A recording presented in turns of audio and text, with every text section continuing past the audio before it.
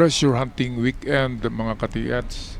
Meron kaming pupuntahan ngayon ng trupa. Ito ang parang legend dito sa lugar namin na isang mataas na bundok kung saan ay meron daw nakabaon na naku ang dami-dami 25 tons daw of solid gold bars ng Yamashita Treasures. Sobrang dami naman ito. Pero yan man ay legend lamang o mythology, ay puntahan pa rin natin yan. Kasi treasure hunters tayo eh. Anong silbi kung hindi tayo mag-treasure hunt kung weekend, di ba? Basta't may bundok, merong kayamanan. Yun ang laging ilagay sa isip. Lalo na kapag mga matataas talaga na bundok at nakadungaw sa Pasipiko, yan ang mga bundok ay kandidato na talagang pinagbaunan. Imagine, ang kwento dito ay may ano daw eh, dumaong na nakaharap kasi ito sa karagatan.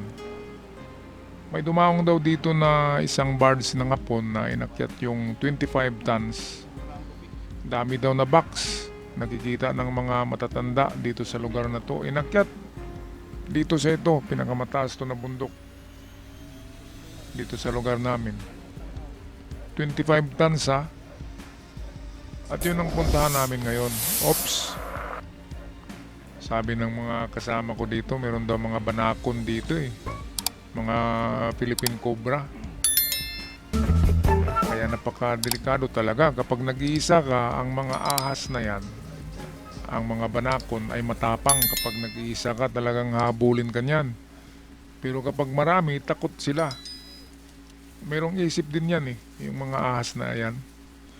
Okay, so balik tayo sa kwentong gold bars, 25 tons daw eh. Maniwala man ako sa hindi, kasi naniniwala ko na merong mga nasa 3 tons lamang. Kapag mga 25 tons, sobrang dami naman yan. Ang isang truck noon kasi ang makarga niya ay 1 ton lang. Yung maliliit kasi yung truck noon ng Hapon, hindi yun malalaki. Kaya 1 tonelada lang yung may karga nila eh, kasi meron pang mga sundalo. Hindi lang naman gold bars ang karga nila. Sa mga truck, meron din silang mga kagamitan. Kaya pinakamabigat na yung 2 tonelada na makarga sa mga military trucks ng Hapon. Kaya yung 25 tons na yan, ay parang hindi siya plausible. Ang totoo niyan, kahit 3 truck pa yung pinagkargahan ay 6 tons lamang ang timbang ng may karga ng 3 truck. Hindi kasi katulad ngayon ng mga dump truck na malalaki. Ang truck no ng military ng Hapon, maliliit 'yan. Maliliit. Okay, so kahit ano pa man ito, kahit nga ako atubili ako kasi pinuntahan ako sa bahay nitong mga katropa ko. Sabi ko nako, mag-i-edit pa ako. Pero wala tayong magawa kasi tropa, tsaka of course, wala kang magawa eh kapag treasure hunter ka, lalo na kapag may kasama ka, eh magandang pumunta sa kabundukan kapag may kasama, marami. Ngayon, 8 kami ngayon eh. Ang dami. Narito sa Surigao, no? Malaki na yan. Kasing tangkad ko na yan, kaya nga lang isip bata. Okay, so ang unang hinahanap namin ngayon ay mga yellow bamboo. Yun daw ay nakalinya sa pagtanim ang mga yellow bamboo papunta sa bundok. Tuktok ng bundok kung saan nandun daw yung tunnel na pinagbaunan. Naku. Kaya nahirapan kami dito kasi walang yellow bamboo eh. Pero sa unahan ito, kasi replay naman ito ay at last nakita namin yung mga yellow bamboo na sunod-sunod nga ang pagkatanim at paakyat siya. Yellow bamboo ay minsan tinatawag yan na Japanese bamboo ng mga treasure hunters. Kaya walang ibang marker, yellow bamboo lang talaga. Walang mga bato dito na malalaki, wala. Itong bundok na ito, walang bato na malalaki na pwedeng pagmarkahan. Wala. Kaya yellow bamboo yung sinasabi at wala ring mga niyog dito ha. Ay wala talaga. Ito yung mga bundok na kugon lamang na karamihan ng ganitong klaseng bundok ay maraming ahas. Kaya kanina meron tayong green screen na cobra. Pampagulat lang, mga ka-TH. Kaya mukhang dito natatanaw na namin yung yellow bamboo eh.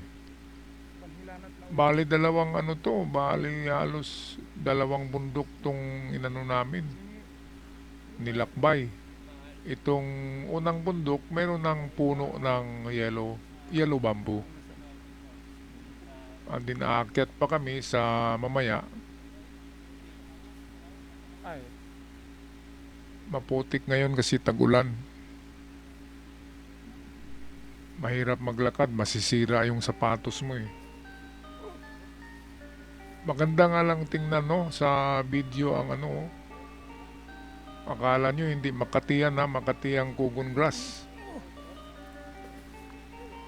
Kaya nagbubunit ako palagi, iwas sa mga kagat ng mga insekto sa bundok. So dito makikita na mga ka-TH, hindi kalayuan yung unang puno ng unang grupo ng mga yellow bamboo. Kaya totoo ang nasa legend ng mga matatanda. Ayan yellow bamboo na 3 puno lang. Pero pasok na siya Kaya nabuhayan kami kasi nandyan na. Yan na yung trail marker. Yan na yung trail na nakalinya daw yan paakyat ng bundok. Ayan Nandito yung tropa nakaharap sa bamboo.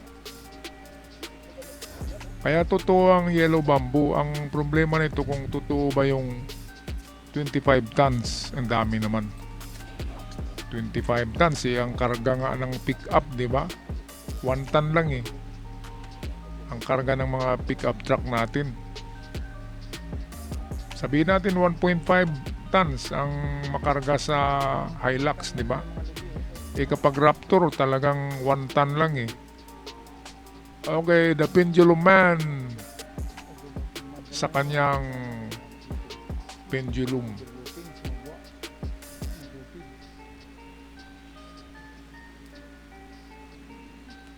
Ang swing niyan ay matagal nag-swing Ang swing niyan ay paakyat sa bundok.